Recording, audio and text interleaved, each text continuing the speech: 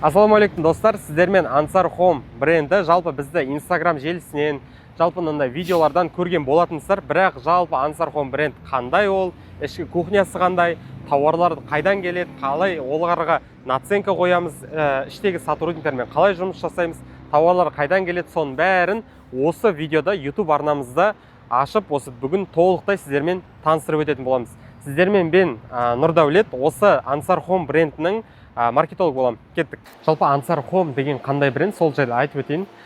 Бұл бренд 2004 жылы басталған болатын. Әсия деген ханым бар. Осы жалпы Ансар Home'ның басында бастап жүрген кісі. 2004 жылы Зеленый базар деген базар білетін болсаңыздар, сол жерде ашылған болатын.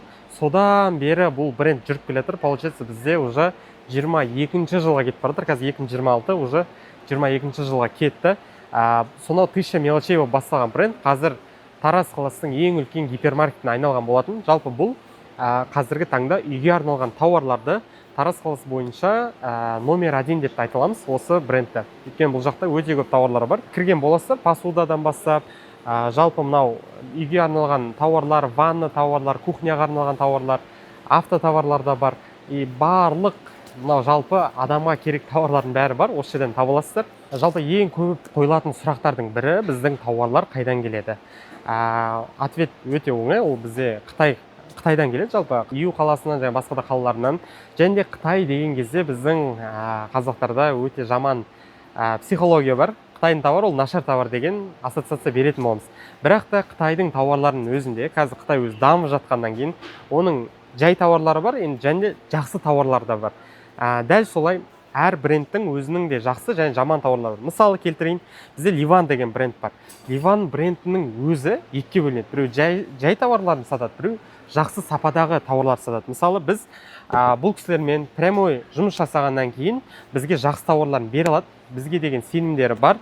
Және бізде оларға айтылған, мысалы біз осынша тауар аламыз дейміз, осынша тауар алып, ақшасын төлеп, және де жақсы оборот жасағандықтан бұл бренд бізбен жақсы жұмыс жасайды. Жалпы Ансар Home 50-ден астам адамға жұмыс орнын беріп, сол арқылы отбасын асырауға көмектесіп жатқан бренд. Жалпы біздің командамда кімдер бар? Ол бізде финансистер бар, осында жүретін саудагерлер бар. Жалпы саудагерлер 15-20 адам.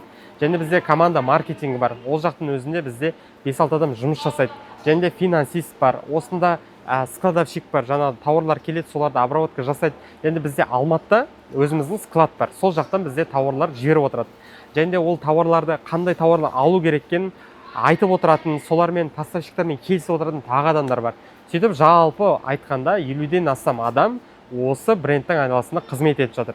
Және де біздің мақсат ол тек қана осы Тараз қаласында қалу емес, басқа қалаларға да шыға беру, өсе беру. Мысалы, бізде Ақтөбеде бренд бар, осы Ансар Home бренді бар. Және де бізде Құдай қаласа Астанада ашылайын деп жатыр. Жалпы мақсат бүкіл Қазақстанға танылу, бүкіл Қазақстанда Ансар Home бренді болғанын біз қалаймыз. Өйткені бізде бағалар арзан, және де тауарларымыз өте сапалы. Сіздермен Ансар Home'ның қоймасымен таныстырып жіберейін. Бұл бізде 350 квадрат метрлік үлкен склад. Получается, осы жаққа бізге тауарларымыз келеді. Ол тауарларымыз Алматы қаласынан келеді. Алматы қаласының өзінде бізде тағы да складымыз бар. Ол жақта бәрі жиналып, примерно бір 600 квадрат метрлік сол жақта склад. Ол жақта бізде 6 адам жұмыс жасайды. Сол 6 адам бізге тауарларды осы Тараз қаласына жібереді және Ақтөбе қаласына жібереді. Біз осында күтіп аламыз. Аптасына 4 рет келеді. Бізде тауарлар фуралармен келеді, үлкен-үлкен фуралармен. Осында бүкіл тауарларды ашып, және бізде өзіміздің мерчендайзерларымыз бар. Осы тауарларды алып полкаларға қойып бастайды. Сөйтіп жалпы халыққа біз сапалы түрде тауарларды береміз. Бұл жақтың бәрінде өзінің арнайы системасы бар. Күнделікті бізде Умак деген приложение бар, сол Умакпен жұмыс жасалынады. Және біз өзіміздің жұмысшыларымызға жақсы қарағандықтан, біз арнайы осы кісілерге, складтағы кісілерге бізде бильярдный стол бар. Сол жақта өздері демалады, және әр күн сайын бізде ол кісілерге обед береміз. Жалпы ол кісілерді біз қадірлеп, жақсы осы біздің бизнес жүріп тұруына көмектесетін кісілер деп көмектесіп отырамыз. Және жақында біз барлығымыз ер кісілер болып Сақ Моншасына барған болатынбыз. Осы жақында біз Алматыға барып футбол ойнаған болатынбыз. Жалпы команданың гүлденуіне, ары қарай өсуіне біз әрдайым жұмыс жасап отырамыз. Жалпы бизнес әрқашан дамып отыру керек. Дамып отыру үшін ол біздің бүкіл барлық командамыз дамып отыру керек. Сол себепті де біз күнделікті Құдайдың құтты күні біз жұмыс жасаймыз. Сағат таңғы 9-да бізде бүкіл даже 9 емес 8:30-нан бастап бізде собраниялар басталады. Барлық продавецтер жиналады, сол жақта бізде обучение өтіледі. Қалай товар сату керек, қалай клиенттермен сөйлесу керек, өздеріміз жалпы қалай дамуымыз керек, сол нәрсе айтылады. Осы жерде бір айта кетерлік зат, осыны бір жалпы енді камераға осы тақырыпты қозғасақ деп едік. Көбісі айтады бізде, тауарды алдық, ал бірақ кассаға барған кезде басқа баға шықты дейді. Осыны біз қалай реттейміз? Мысалы, қараңыздар, көбісі былай жасайды. Клиенттер келеді, мына бағаны қарайды. И оны қараған кезде бүйтіп еңкейіп қарағысы келмейді да, былай просто ала салады. Закрывашка, улитка 1000 теңге дейді. Дейді да, и бағаны мына жерге қойып кете салады. Басқа жерге қояды. Сөйтеді, келесі адам қарайды, мынау 1000 теңге екен ғой деп алады. Сөйтіп барған кезде басқа баға ашады. Дәл осы нәрсемен біз күнделікті күресеміз. Күнделікті бізде азанда осы бүкіл 20 000 тауар ма, 20 000 тауардың бағасы қайттан тексеріп шығады. Орында тұрмайды, орында емес па деген сияқты. И осылай біз күнделікті бізге келген проблеманы шешіп отырамыз. Жалпы Ансар Home клиенттерінің ризашылығы болып, жалпы тауарға риза болып қайтқанын біз қалаймыз. Сондықтан да бізде осындай арнайы столымыз бар.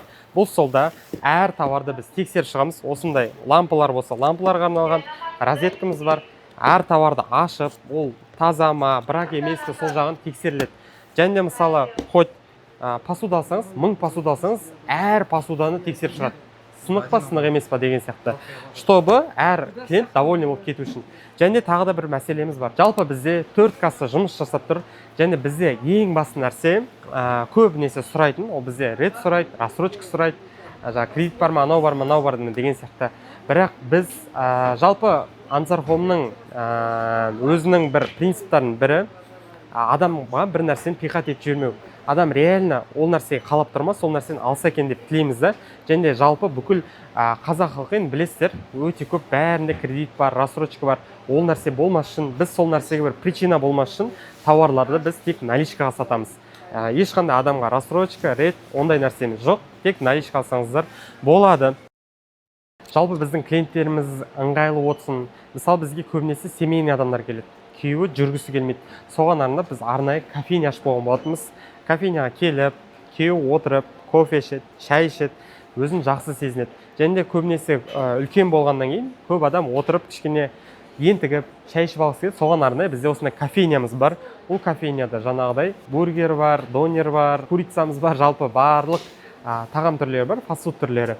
Сондықтан да жалпы клиентімізге забота болсын деп осындай керемет кофейнямызды ашып қойған болатынбыз. Ал енді қорытынды. Егер сіз Ансар Home брендінің клиенті болсаңыз, сіздерге үлкен рахмет. Бүгін сіздер кішкене болсын осы брендпен танысты деп ойлаймын. Және алдағы уақытта біз өсіп отырамыз, дамып отырамыз. Сіздердің арқаларыңызда және біздің осы еңбекпен және Алланың қалауымен біз ары қарай дамып отырамыз. Үлкен қазақтың мықты бренді болып қалыптасуға енді баршамыз бірге күрессек, Құдай қаласа, бәрі жақсы болады деп ойлаймын.